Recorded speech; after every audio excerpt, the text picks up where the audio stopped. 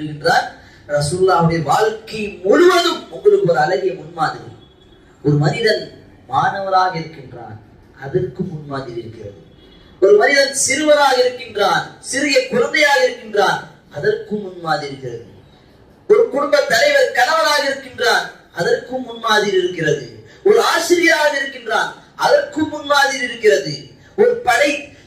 ஒரு தலைவராக இருக்கின்றான், அதற்கும் முன்மாதிரி இருக்கிறது. ஒரு சமூக தலைவராக இருக்கின்றான், அதற்கும் முன்மாதிரி இருக்கிறது. ஒரு சமூகத்தில் சாதாரண மனிதனாக இருக்கின்றான், அதற்கும் முன்மாதிரி இருக்கிறது.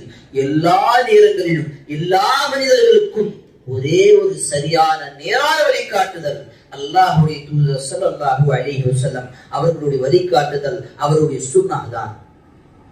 சரி, இப்ப இவ்வளவு சிறப்புகள் பார்த்தோம். ரசூலுல்லாஹ்வுடைய சுன்னாவை கடைபிடித்தால் தான் நமக்கு வெற்றி கிடைக்கும். ரசூலுல்லாஹ்வுடைய சுன்னாவை கடைபிடித்தால் தான் அல்லாஹ்வுடைய நேசம் கிடைக்கும். ரசூலுல்லாஹ்வுடைய சுன்னாவை கடைபிடித்தால் தான் அல்லாஹ் நம்முடைய பாவத்தை மன்னிப்பான். ரசூலுல்லாஹ்வுடைய சுன்னாவை கடைபிடித்தால் தான் நாம் அல்லாஹ்வுடைய பேச்சை கேட்பதற்கு சமம்.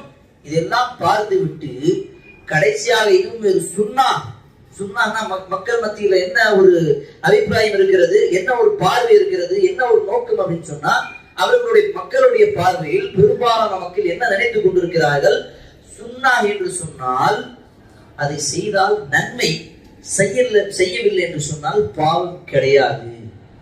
சரியான விளக்கம் தான், இது தவறல்ல. ஆனால் இந்த ஒரு விளக்கத்தின் மூலமாகவே, இந்த விளக்கத்தின் காரணமாகவே பல பேர் இன்னைக்கு சுன்னாவிலிருந்து விலகி இஸ்லாத்தை விட்டு விலகி விட்டார்கள். ஒரே ஒரு சுன்னா இஸ்லாத்தில் அவ்வளவு ஆழமாக உங்களுடைய ஈமானை பலப்படுத்தக்கூடிய காரணமாக அமையும். சஹாபாக்கள் எப்படி இருந்தார்கள் தெரியுமா? சின்ன சின்ன சுன்னாக்கள், ரசூலுல்லாஹ்வுடைய சிறிய சிறிய சுன்னாக்கள், வழிமுறைகள். ரசூலுல்லாஹ்வுடைய சுன்னா கேட்டால் போதும் அதை எப்படியாவது தன்னுடைய வாழ்க்கையில கடைபிடிக்க வேண்டும், அப்படிதான் ஆர்வத்தோடு இருந்தார்கள்.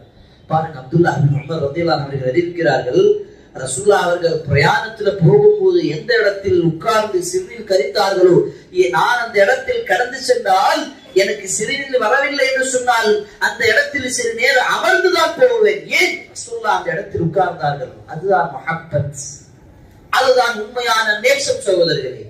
இதுதான் சுன்னத்து ரசூல், ரசூலுல்லாஹ்வுடைய சுன்னாவை பின்பற்றக்கூடிய இதுதான் வழி. இது இப்படிதான் பின்பற்ற வேண்டும். ஆனால் இன்னைக்கு நமக்கு ரசூலுல்லாஹ் எப்படி முடி வைக்கிறாங்க தெரியாது, எப்படி தாடி வைக்கிறாங்க தெரியாது, எப்படி துணி போடுறாங்க தெரியாது, தன்னுடைய மனைவிடம் எப்படி இருக்காங்க தெரியாது, தன்னுடைய பிள்ளைவிடம் எப்படி இருக்காங்க தெரியாது, ரசூலுல்லாஹ் எப்படி பேசினாங்க தெரியாது. எதுவும் தெரியாத மக்களாக தான்